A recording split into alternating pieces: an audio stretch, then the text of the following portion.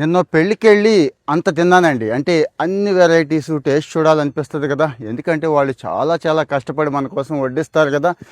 ఎప్పుడైనా ఒకసారి అయితే పర్వాలేదు. రోజు అంత ఆ రేంజ్‌లో తినేవాళ్ళ పరిస్థితి ఏంటి? అంటే మీరు ఇంకో రకంగా అనుకోవద్దు. ఆకలేసి కాదండి. చాలామంది మనలో సగం మంది ఆకలేసి కాకుండా స్ట్రెస్ వల్ల తినేస్తున్నారు.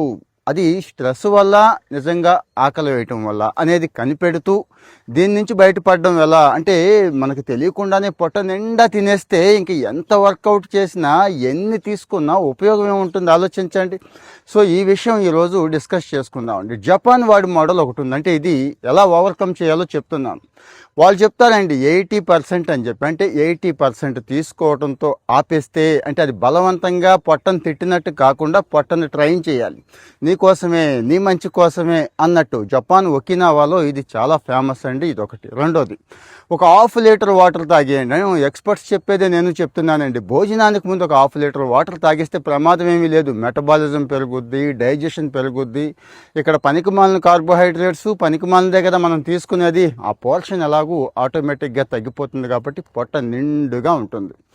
తర్వాత వచ్చి ఎక్కువ మంది పొలోమని తినేటానికి కారణం స్ట్రెస్ అనుకుంటున్నాం కదా, నిద్ర అండి. నిద్రను ఫిక్స్ చేయాలి మీరు. అంటే మంచి నిద్ర ఉండేలా చూసుకోండి. నిద్రలు ఏమున్నా కానీ మీరు ఎప్పుడైనా అబ్జర్వ్ చేయండి, ఇంకా తినాలనిపిస్తుంది. యాక్చువల్గా అయితే అది ఆకలి వల్ల కాదు, స్ట్రెస్ వల్ల. సో మరి దీన్ని కూడా ఈ రకంగా అంటే నిద్ర చక్కగా హాయిగా 7-8 గంటలు నిద్రపోతే అనవసరమైనవి ఏవి తినాలని కూడా అనిపించదండి.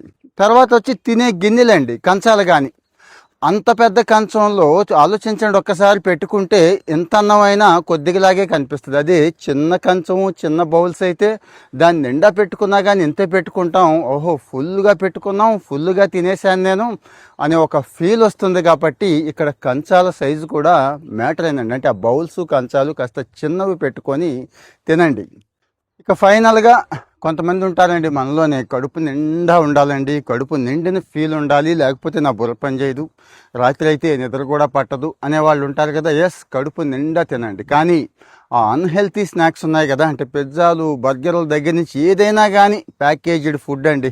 ఇక బిర్యానీలు కూడా వస్తాయి ఇందులోకి, స్వీట్స్, కూల్ డ్రింక్స్. వీటి బదులు ఎంత తిన్నా కానీ, కడుపు నిండా తిన్నా కానీ తాగినా కానీ ఏ ఇబ్బంది లేనివి కొన్ని ఉన్నాయి. ఏది మన రాగి మాల్ట్ దగ్గర నుంచి, జొన్న జావ దగ్గర నుంచి ఇలాంటివి కొన్ని ఉన్నాయి కదా, ఓట్స్ దగ్గర నుంచి ఇలాంటివి జావ రూపంలో.